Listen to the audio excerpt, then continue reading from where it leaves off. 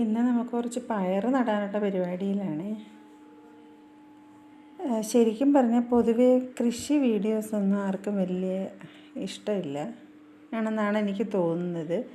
കാരണം ഞാൻ പൂച്ച വീഡിയോ ഒക്കെ ഇടുമല്ലോ, അപ്പോൾ അതിനൊക്കെ നല്ല വ്യൂവേഴ്സൊക്കെ വരുന്നുണ്ട്.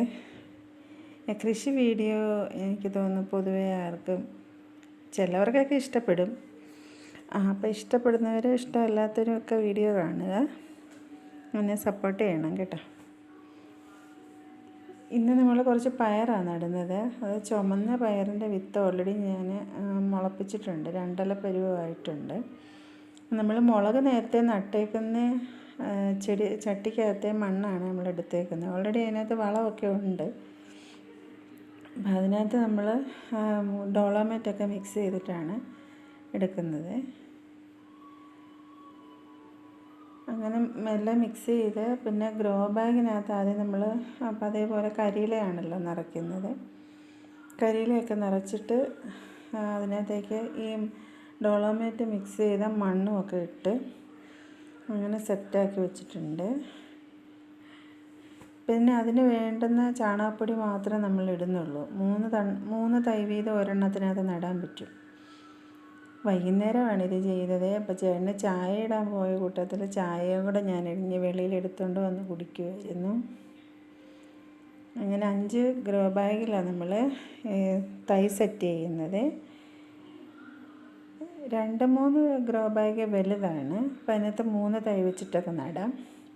ഇപ്പോൾ ഈ ഉണക്കല്ലേ, ഞങ്ങളുടെ ഈ കൽപ്രദേശമാണ്. അപ്പം കിളയ്ക്കാനും ഭയങ്കര തറഞ്ഞ് കിടക്കുന്ന സ്ഥലമാണ്. അതുകൊണ്ടാണ് ഞാൻ ഗ്രോ ബാഗിനകത്തങ്ങ് വെക്കുന്നത്. അപ്പം നല്ല ഇളക്കമുള്ള മണ്ണാണെങ്കിൽ നല്ല വേരോട്ടമൊക്കെ കിട്ടും, നല്ലതായിട്ട് വളരുകയും ചെയ്യുമല്ലോ. ഞാൻ അങ്ങനെ പടവലം വെച്ചിട്ടുണ്ട്. അങ്ങനെ ഞാൻ ഇതിനകത്ത് 3 തൈ വീതമാണ്. അപ്പം തൈ നടാൻ വേണ്ടിയിട്ട് മാത്രം ചാണകപ്പൊടി ഇടുന്നുള്ളൂ. നമ്മൾ 5 എണ്ണത്തിനകത്ത് സെറ്റ് ചെയ്ത് ചെറിയ ബാഗിനകത്ത് 2 എണ്ണം വെച്ച് നടാമെന്ന് വിചാരിച്ച്.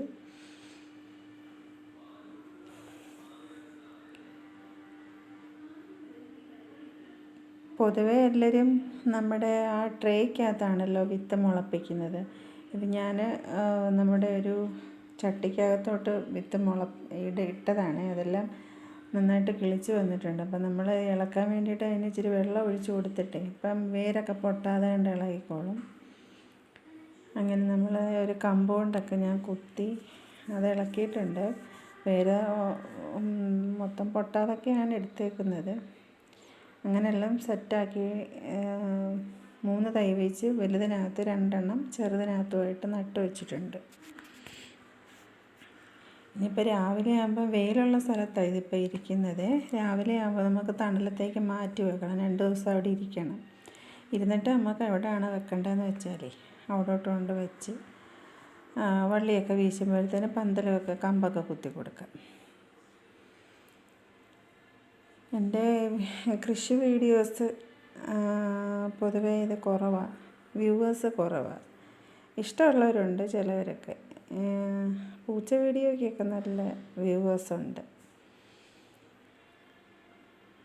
അപ്പോൾ ഇന്ന് എൻ്റെ വീഡിയോ എല്ലാവരും കണ്ടെന്നെ സപ്പോർട്ട് ചെയ്യണം കേട്ടോ. ഇഷ്ടമായ ലൈക്ക് ചെയ്യണേ.